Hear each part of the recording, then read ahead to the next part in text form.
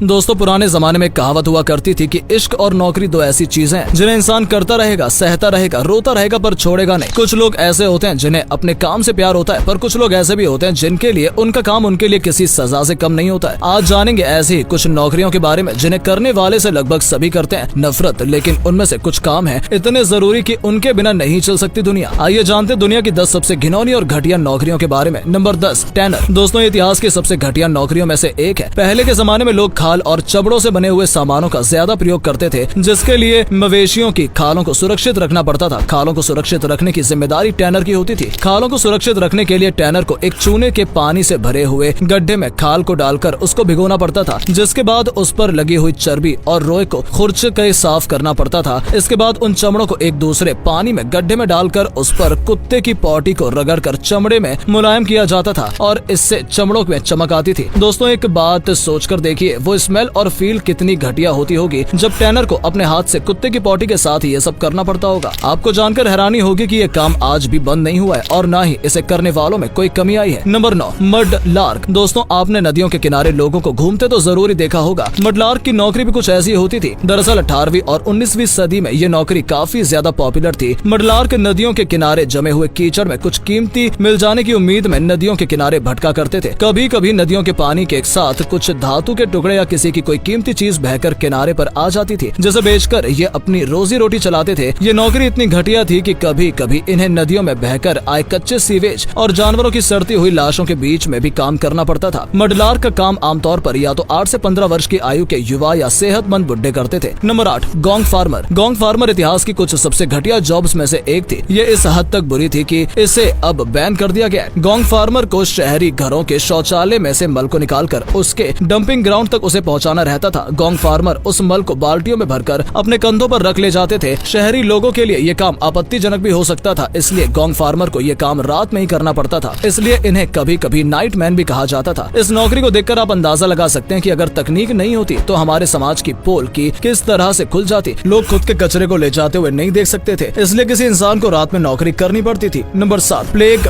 Bearer. किसी की मौत इंसान के जीवन का सबसे बड़ा दुख भी है और सबसे बड़ी सच्चाई भी है, पर क्या होगा अगर आपका पाला इस सच्चाई से रोज पड़ने लग जाए। दोस्तों प्लेग बेरर की जॉब कुछ ऐसी ही होती थी कि लाशें इकट्ठा करनी होती थी, जिसके बाद उन्हें लाशों को चर्च में दफना देते थे। पहले के समय में लोगों की प्लेग एक महामारी के रूप में आया था, जिससे कई लोगों की मौत एक साथ हो जाती थी। नंबर 6, सिन ईटर। दोस्तों खून और लाशें देखकर किसी का भी मन बेचैन हो सकता और भूख प्यास सब गायब हो सकती है, पर क्या होगा अगर आपकी नौकरी ही यही हो? क्या ऐसी नौकरी आप कर पाओगे? दरअसल सिन ईटर इतिहास में एक ऐसी नौकरी थी जिसमें लोगों का ये मानना था कि अगर किसी मरे हुए इंसान के शरीर पर रखे हुए टोस्ट कोई दूसरा खा ले, उसके द्वारा किए गए सभी पाप टोस्ट खाने वाले को मिल जाएंगे। सिन ईटर के रूप में बहुत गरीब व्यक्ति काम करते थे, जिससे उनके 2 टाइम की भूख शांत हो जाती थी। नंबर 5, वुल फुलर। सन 1300 तक इंग्लैंड में लगभग 15 मिलियन भेड़ थी जिनका उपयोग ऊन पाने के लिए किया जाता था, पर भेड़ से ऊन निकालने की प्रक्रिया आज जितनी उस समय सरल नहीं थी। ऊन के काम में लेने लायक बनाने के लिए उनको साफ और मुलायम किए जाने की आवश्यकता पड़ती थी। इसी काम को करने वालों को वुल फुलर कहते थे। ऊन को साफ करने का यह तरीका बहुत ही गंदा होता था। उनमें ऊन को इंसान के पेशाब से आधे भरे हुए टैंक में डालकर उन्हें पैरों से कुचला जाता था, जिससे ऊन में सफेदी आ जाती थी और वो मुलायम भी हो जाते थे। पेशाब की दुर्गंध की वजह से लोग वुल फुलर को अपने समाज का हिस्सा बनाने में संकोच करते थे। Number 4, pure finder. दोस्तों पॉटी एक ऐसी चीज है जिसकी गंध किसी को भी पसंद नहीं आती है, पर आपको कैसा लगेगा ये जानकर कि अगर आपकी पोस्टिंग इसी जॉब में करा दी जाए। प्योर फाइंडर कुछ इसी तरह की एक जॉब थी जिसमें इंसानों को तो छोड़िए जानवरों के मल खोजना पड़ता था। प्योर फाइंडर कुत्तों के साफ और ताजे मल को इकट्ठा करके टैनर को वो बेच देता था। प्योर फाइंडर अच्छी किस्म के मल को खोज कर लाता था, जिसका प्रयोग टैनर द्वारा खालों को मुलायम व सुरक्षित किया जाता था। टैनर्स प्योर फाइंडर को इसके लिए एक मोटी रकम भी देते थे। अगर आपको भी लगता है कि चमड़े को निकालने वाले से लेकर टैनर और प्योर फाइंडर के पूरे सिस्टम को ही बंद कर देना चाहिए तो कमेंट करके जरूर बताइएगा। Number 3, wiping boy. दोस्तों वाइपिंग बॉय नौकरी की आज के युग में जितनी ही निंदा की जाए उतनी कम है। आपने वो कहावत तो जरूर सुनी होगी कि करे कोई और भरे कोई। वाइपिंग बॉय की जॉब भी कुछ ऐसी इसी मॉडल पर चलती थी। वाइपिंग बॉय को बड़े और पैसे वाले घरों में जरूर काम पर रखा जाता था। जब उस बड़े घर का बच्चा कोई भी नियम तोड़ता था तो उसकी सजा वाइपिंग बॉय को दी जाती। लोग ऐसा मानते थे कि वाइपिंग बॉय को मार से तड़पता हुआ देखकर उस बच्चों को सही गलत का बोध जल्दी और ज्यादा होगा। Number 2, vomit collector. दोस्तों आज भी उल्टी का केवल नाम ही सुनकर ज्यादातर लोगों के चेहरे पर 12 बज जाते हैं। जैसा कि नाम से ही आपने ये तो समझ लिया होगा कि इस जॉब में वोमिट कलेक्टर लोगों की उल्टियां कलेक्ट करके उनको डिस्पोज करना रहता था। प्राचीन रोमन में उन दिनों काफी पार्टी उल्टी दावत का चलन था जिसमें लोग खूब खाते थे और इतना सारा उल्टा पुल्टा खाने की वजह से लोगों को उल्टी आने लगती थी। लोगों की उल्टी करने के लिए एक अलग रूम की व्यवस्था की गई थी जहां वॉमिट कलेक्टर सभी उल्टियों को सबसे कलेक्ट करके बैग में भरकर रखते थे और इनको डिकम्पोज करने के लिए भेज दिया जाता था। उस उल्टी वाले कमरे की साफ सफाई का वॉमिट कलेक्टर को विशेष ध्यान रखना होता था। Number 1, groom of the stool. दोस्तों वो तो आपने जरूर सुना होगा कि ऊंचा दुकान और फीका पकवान, बस ग्रूम ऑफ द स्टूल की जॉब भी कुछ ऐसी ही होती थी। ग्रूम ऑफ द स्टूल ज्यादातर राजा और राज्य के अन्य बड़े लोगों के पास होते थे। ग्रूम ऑफ द स्टूल का प्रयोग कई बड़े बड़े लोग अपनी दैनिक दिनचर्या में आसानी से लिया करते थे। जब राजा शौच आदि के लिए जाता है तो ग्रूम ऑफ द स्टूल का काम राजा के पैंट हटाकर राजा को शौच के लिए तैयार करने का होता है। शौच के बाद ग्रूम ऑफ द स्टूल राजा के अंगों को साफ करता है। इस नियम को हेनरी सप्तम